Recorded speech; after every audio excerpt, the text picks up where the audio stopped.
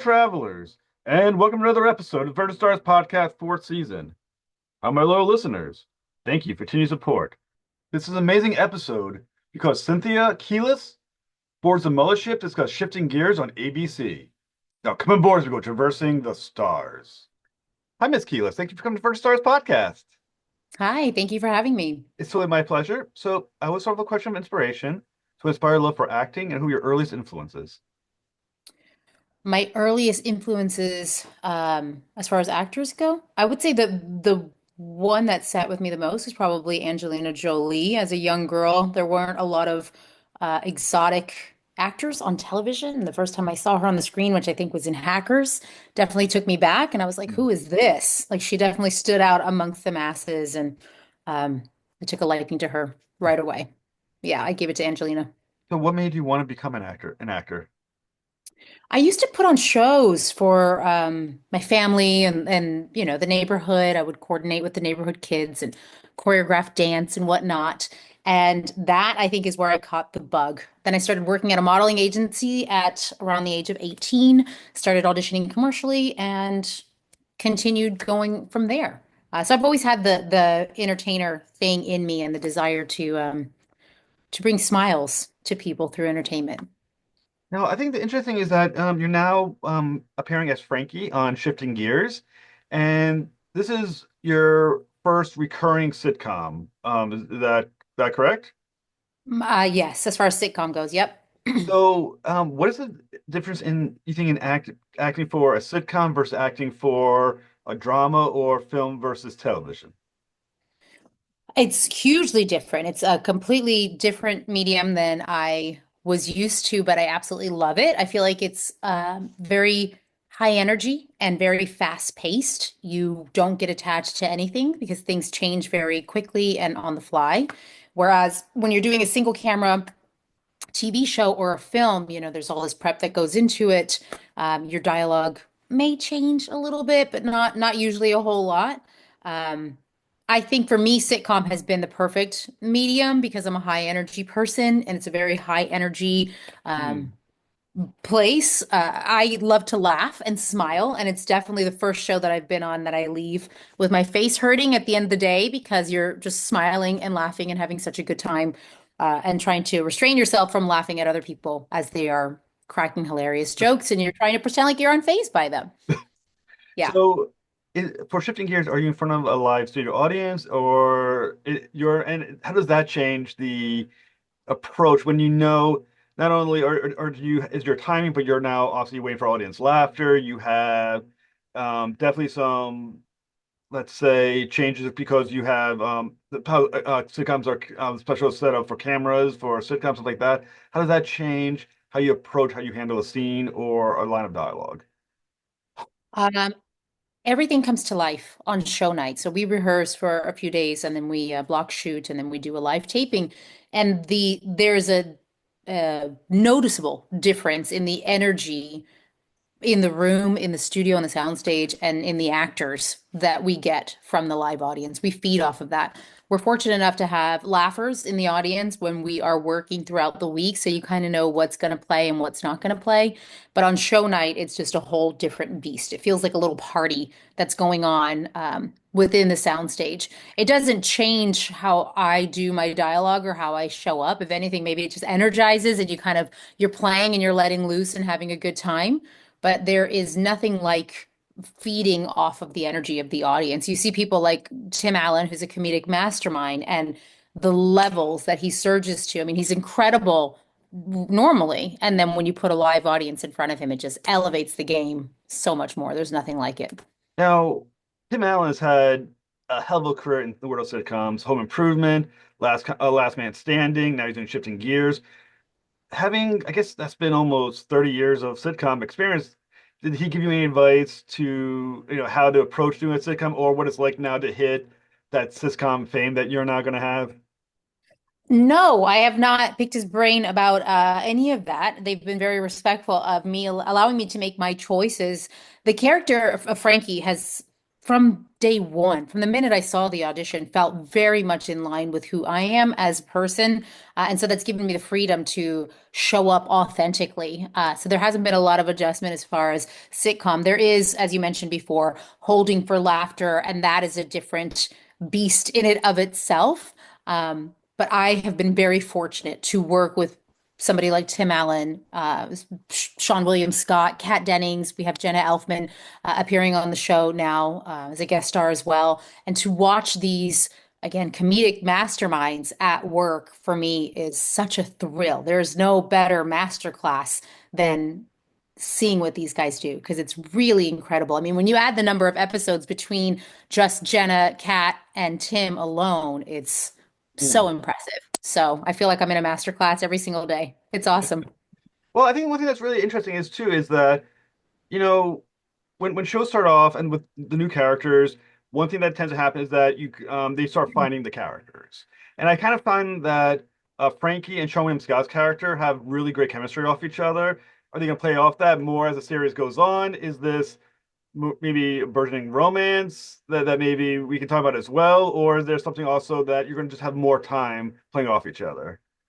Definitely not a romance. Frankie is very gay. She wouldn't be into Sean's Oh, character. okay, okay. She's into the ladies, that's for sure. But there is a good chemistry only because in real life we all get along so well. Me, Chill, and Sean are real friends in life, and I think that comes off on screen. There's a banter and a playfulness between the three of us on camera and off camera. As far as where the storylines are going to go, all of that is kept under wraps. We just finished shooting our finale of season one. We're waiting for the official renewal for season two. And then we will see where the story goes, how Frankie progresses along with these guys. But as of now, Sean's character and Kat's character are getting a little warm and fuzzy. So Mhm. I think it was a Valentine's Day episode that kind of set that up. So I have a feeling that will probably go, and who knows? Maybe it won't go. I don't know. But as of now, I'm not stepping in the middle of that duo. That's for sure. That's awesome. But when you talk about like having chemistry on that you guys are friends, you have chemistry. This was built on set. You didn't know each other prior to the filming. Is that correct? We did not, but from the minute I met each and every one of the cast members, and it sounds so cliche because I feel like oftentimes people will say, "Oh, we're a big family," and then there's all this conflict going on behind the scenes. Mm. That's not the case at all. It was like just add water, instantly, an instant connection with all of them, but especially between me, Chill, and Sean. It was just this almost like my big brothers, I felt immediately with these guys. And that is so rare to have. But again, it's with everybody on the cast. It was just instant, immediate chemistry. And you don't often find that on a set. So it's quite the blessing. Now, as we're looking at the full season, because we're only up to episode, I believe, 7. Now once you've had the Valentine's episode just appeared, there's the new one is on the 26th. How much more of exploration of Frankie do we get to have? 'Cause I find like your character is like it's so much possible to build upon what they've introduced so far. You're definitely like the sane voice in the auto shop so far compared to especially at least Sean William Scott character and Tim Allen's character and all that. So how much more exploration of Frankie do we get?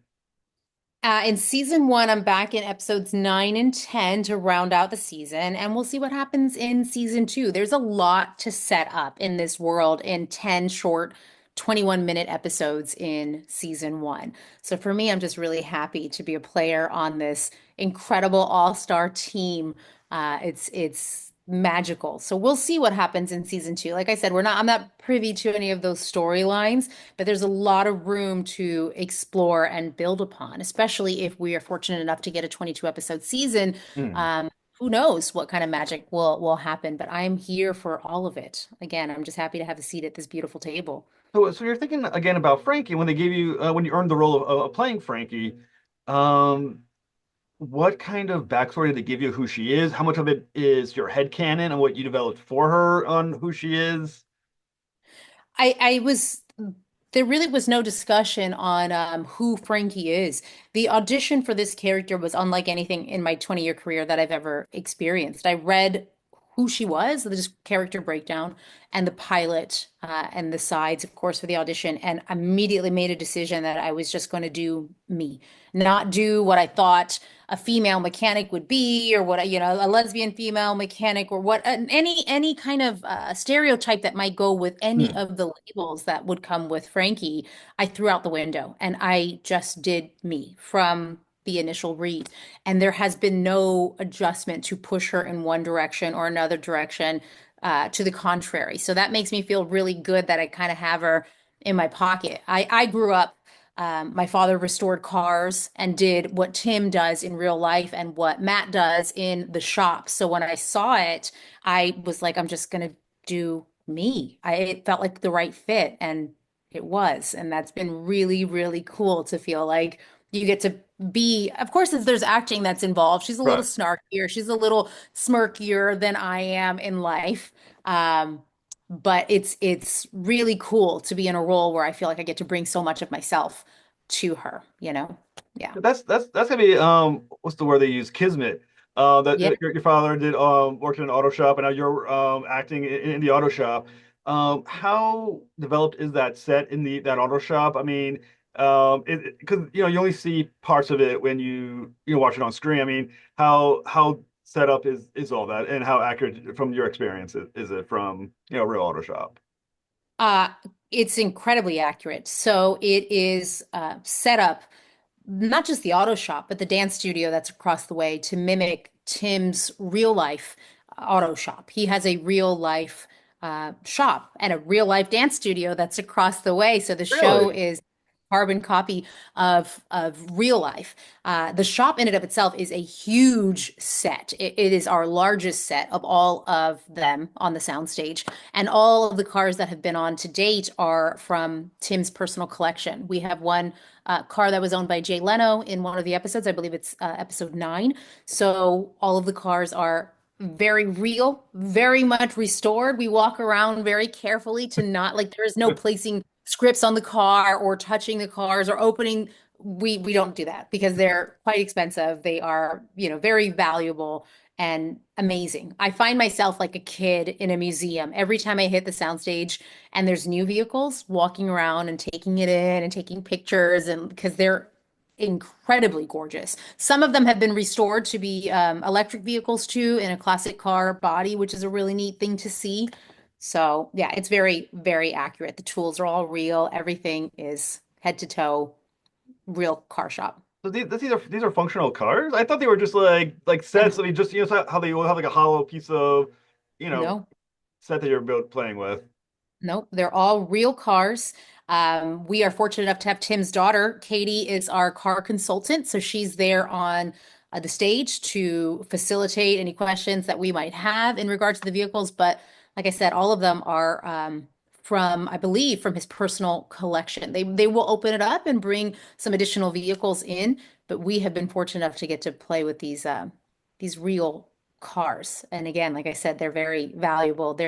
There's nothing fake about them. The guys have to push them off the soundstage because you can't crank up the vehicles inside. But as soon as they hit that alleyway and that car turns on, you feel it, that visceral feeling inside of you from a muscle car that Yeah. is rumbling.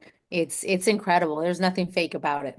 Now, have you had a favorite car that you either as an actor had a chance to work on, or is there one that you just enjoyed and been like, if I can just go into that car for an episode, that'd be really kind of nice.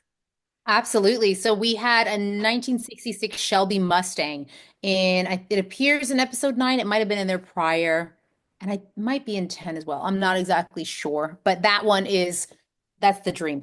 My dream car since I was a little girl has always been a 66 Mustang, but I never had the Shelby on the radar until I saw this one, and it was like love at first sight. I swear, every time I see it, I like drooling over this vehicle because it is so beautiful. It's black with this like tan racing stripe. It's quite impressive. So tune in. You'll catch it. You'll see it.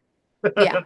right, I'll definitely look for it. See, for me, I'm not never been massively into cars on the whole, but there's always one of my favorite shows ever was Supernatural. They had the '67 Impala. For now, that's the Oh, car in my head. I'm just like, if I'm gonna ever get have real money, is the '67 Impala is my car. nice. Nice. There you go. It's a good one. because you said your father owned the car shop, so you've been into cars well before this role. Yeah, he didn't own the car shop. My father just, as a hobby, something he's passionate about, would acquire classic cars that were in need of repair and restore these vehicles. So I grew up around that world and around classic cars, but have always, just as a young girl, I'm trying to think if it was always daddy's influence or if it was just me as an individual have been obsessed with cars since I could walk. I remember walking home from school and looking at the parked cars and kind of attributing personalities to the different vehicles.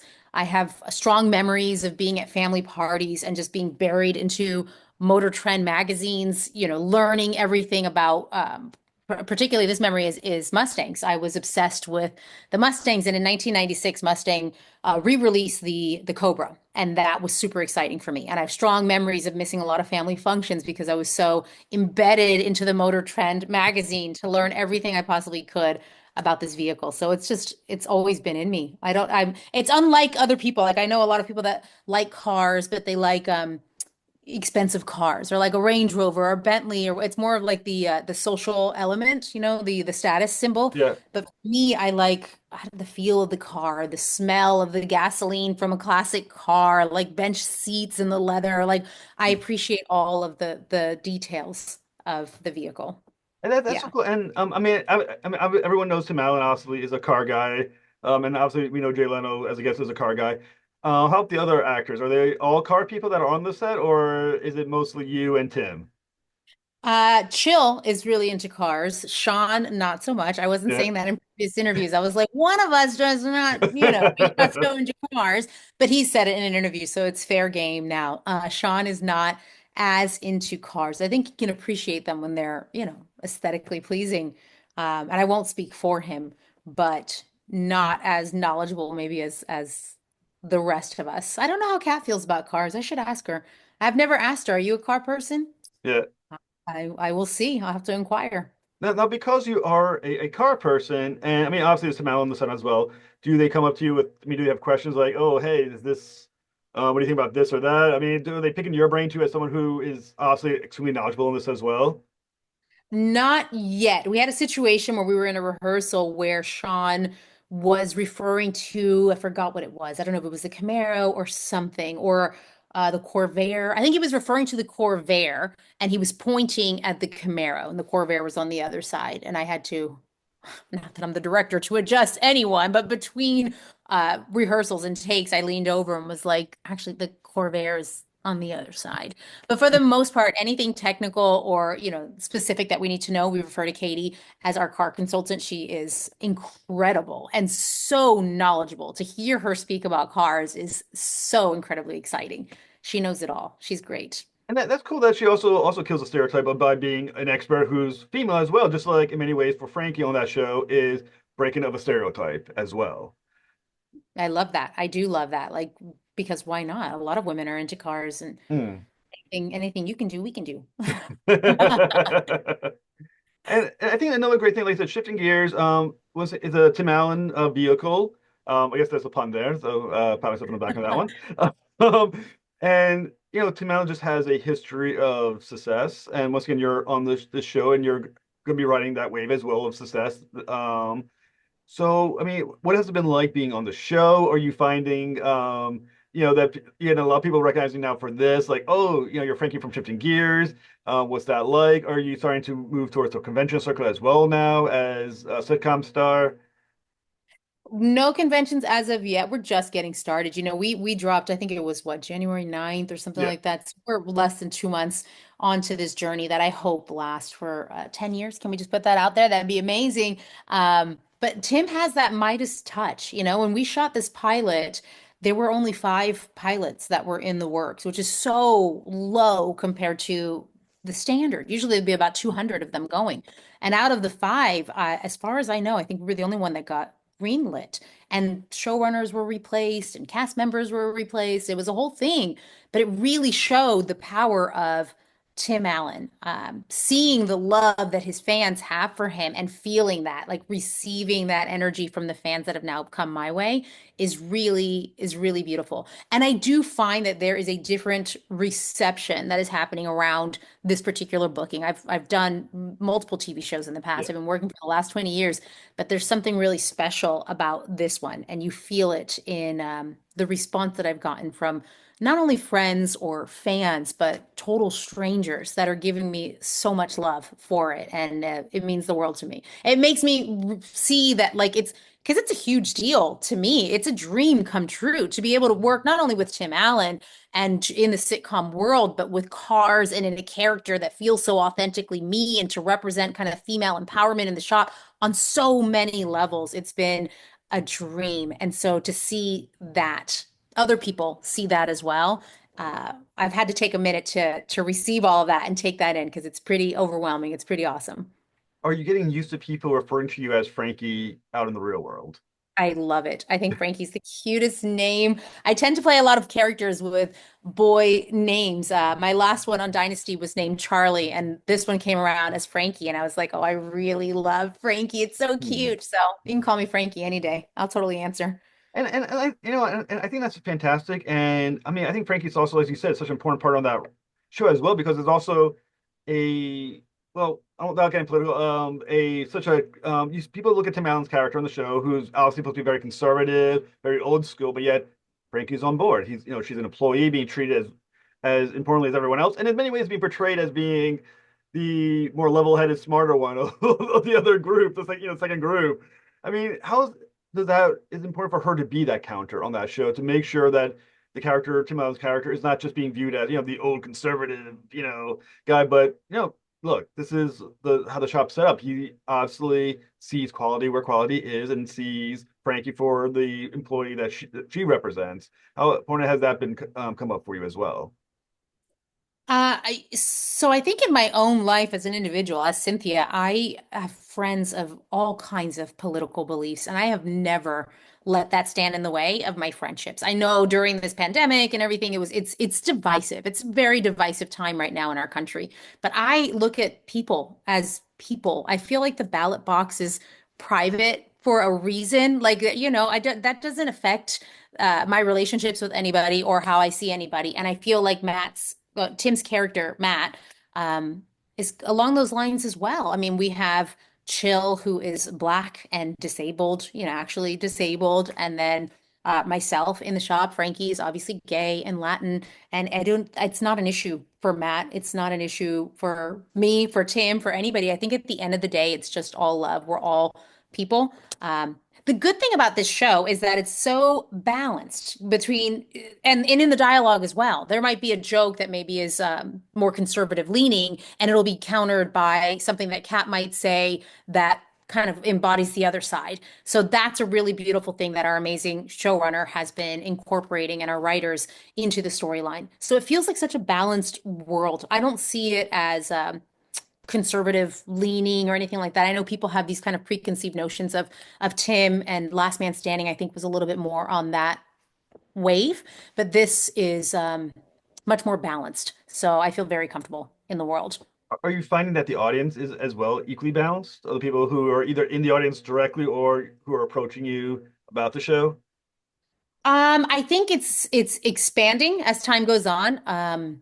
Yeah, everybody has been super warm and receptive to my character. I've gotten nothing but love, and during our tapings and stuff, to hear people calling my name from the audience and receiving Frankie so well has been a breath of fresh air. I Mhm. mean, when I think in episode 2 she comes out, there's a joke about her sexuality, and it was received with such cheers and hooting and hollering from the audience. It was nothing but love in that Mhm. moment, and that was like, okay, we're good, we're in, we're cool. Yeah. Now, I'm just gonna we're gonna make the assumption that season two is going to happen because Yes. you're in it, Tim Allen's in it, Tony Scott's in it. It's good. This is gonna happen. This is a thing. So Yes. in season two, where would you like to see Frankie go? Is there something like even if the writers went to like, hey, where you want to see Frankie go? This like season two, where's she headed?